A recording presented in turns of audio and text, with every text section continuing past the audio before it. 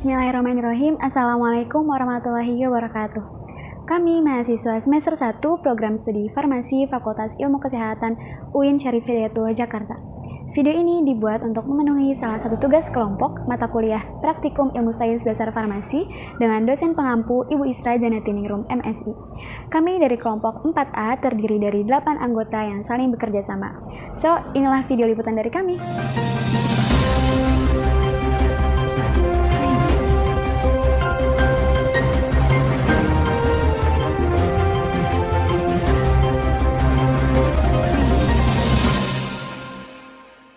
Oke, perkenalkan nama saya Khonsan Rufaiza. Di sini saya sebagai pemandu dalam video liputan kali ini. Nah, sebelum itu izinkan kelompok kami untuk memperkenalkan diri. Jadi yang pertama ada saya sendiri dengan NIM 013. Kedua ada Alifah Nurfadila dengan NIM 004. Ketiga ada Arumelia Merosadi dengan NIM 005. Keempat ada Filzah Utami dengan NIM 008. Kelima ada Monika Rahmawati dengan NIM 010. Keenam ada Sabrina Nur Syarifah dengan NIM 018. Ketujuh ada Sabira Hanuha dengan NIM 020. Dan yang terakhir Isri Madani dengan NIM 028. Nah, kelompok kami akan menjelaskan reproduksi tumbuhan dengan cara umbi lapis. Nah, tumbuhan yang menjadi objek percobaan kami kali ini adalah bawang merah. Disimak ya videonya.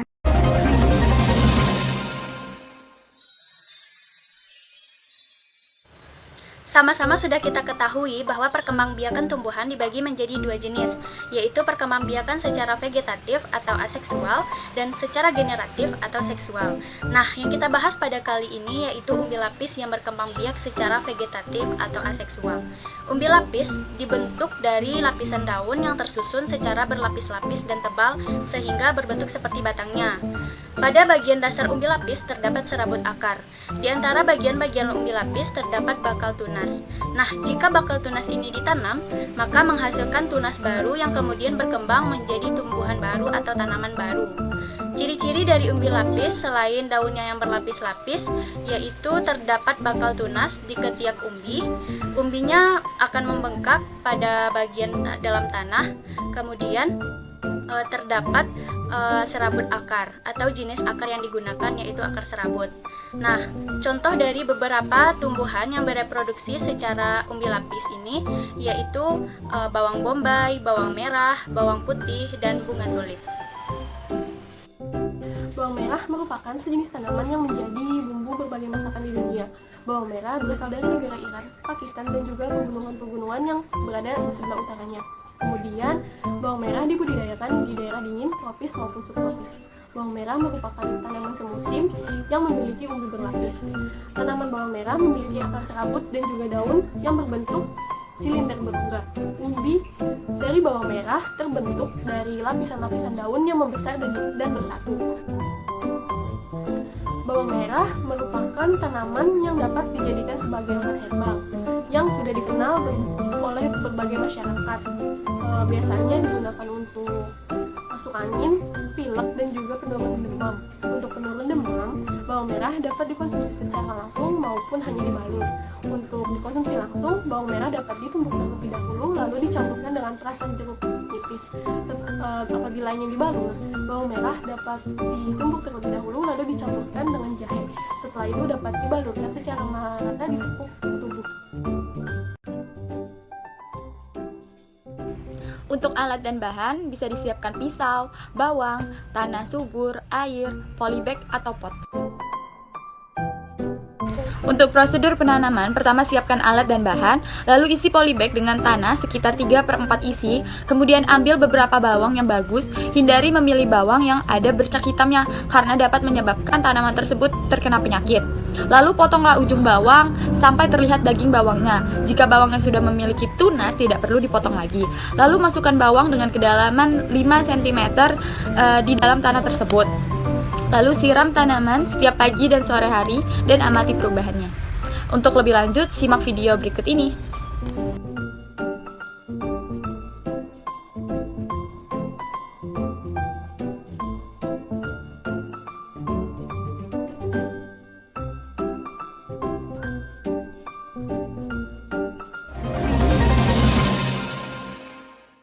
Nah, kita sudah mengetahui nih beberapa teori, alat bahan, serta prosedur kerja pada praktikum kali ini. Namun, pada kenyataannya, tidak semua bawang merah tersebut berhasil atau bisa dibilang gagal. Jadi, bawang merah tersebut itu tidak bereproduksi sesuai yang seharusnya pada teori. Tapi sebenarnya kenapa sih kok bisa bawang merahnya itu gagal atau tidak berhasil? Kami akan mengulas penyebab-penyebab tersebut dalam video ini. Berikut adalah liputannya untuk Anda.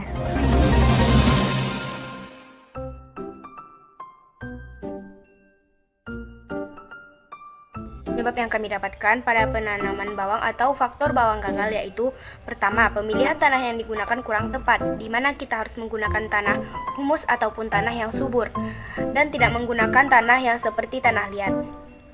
Yang kedua, penyiraman yang dilakukan haruslah rutin. Kita harus menyiram tanaman bawangnya kurang lebih 4 atau 5 kali dalam 1 minggu. Harus melakukan pemupukan ulang 4 minggu sekali. pH tanah juga harus sedikit asam dengan pH 5,6 sampai 6,5. Kelembaban tanah juga harus tinggi sekitar 80 sampai 90%. Oleh sebab itu harus dilakukan penyiraman 2 sampai 3 kali sehari. Namun, hindari penyiraman dengan terlalu banyak air agar bawang tidak busuk. Selain tanah, yang harus diperhatikan adalah penyimpanan pot. Pot harus disimpan di area yang terkena matahari agar pertumbuhannya bisa maksimal. Nah, jadi inilah hasil dokumentasi sebelumnya. Pada percobaan tanaman bawang yang berhasil dilakukan oleh Khonsa, Sabrina, dan Filza. Dari gambar di samping dapat diketahui bahwa pada minggu pertama dan kedua terjadi pertumbuhan yang berkisar rata-rata sebesar 2 cm. Nah, pada minggu ketiga dan keempat terjadi pertumbuhan dengan rata-rata 4 cm. Nah, pada minggu kelima dan keenam terjadi pertumbuhan rata-rata sebesar 5,5 cm. Tentu pada minggu ketujuh dan kedelapan terjadi pertumbuhan dengan tanaman bawang yang berkisar rata-rata sebesar 7,9 cm. Nah, tidak hanya itu, pada saat proses penanaman tanaman bawang yang dilakukan dengan 3 buah bibit anakan tanaman bawang dan mendapatkan hasil akhir sebesar 8 anakan dari tanaman bawang itu tersendiri. Nah, dari gambar di samping merupakan salah satu dokumentasi terhadap percobaan tanaman bawang yang gagal. Pada percobaan tanaman bawang yang gagal kali ini dapat diketahui bahwa pada minggu pertama dan kedua terjadi pertumbuhan terhadap tanaman bawang yang berkisar rata-rata sebesar 3 cm. Pada minggu ketiga dan keempat terjadi pertumbuhan dengan rata-rata sebesar 4 cm. Pada minggu kelima dan keenam terjadi pertumbuhan dengan rata-rata sebesar 5,5 cm. Namun, pada minggu ketujuh dan kedelapan, tumbuhan tanaman bawang tersebut mati disebabkan karena beberapa faktor. Nah, itulah hasil dokumentasi. Berdasarkan hasil pengamatan yang kami lakukan, ada beberapa faktor yang mempengaruhi pertumbuhan pada bawang. Yang pertama adalah luas daerah tanaman. Tanaman bawang tidak bisa hidup secara berdekatan. Yang kedua adalah cahaya matahari. Cahaya matahari sangat penting untuk fotosintesis yang berguna untuk metabolisme tanaman. Yang ketiga adalah jenis tanah. Tanaman bawang suka dengan tanah humus karena mengandung zat hara yang banyak mengandung air. Yang keempat adalah suhu. Tanaman bawang suka dengan iklim yang kering. Dan yang terakhir adalah nutrisi. Pemberian pupuk dan air memberikan hasil yang terbaik pada tumbuhan bawang. Sekian, itu liputan dari kami. Dan jangan lupa tetap stay tune ya di channel kami. Terima kasih. Wabillahi taufiq wal hidayah. Wassalamualaikum warahmatullahi wabarakatuh.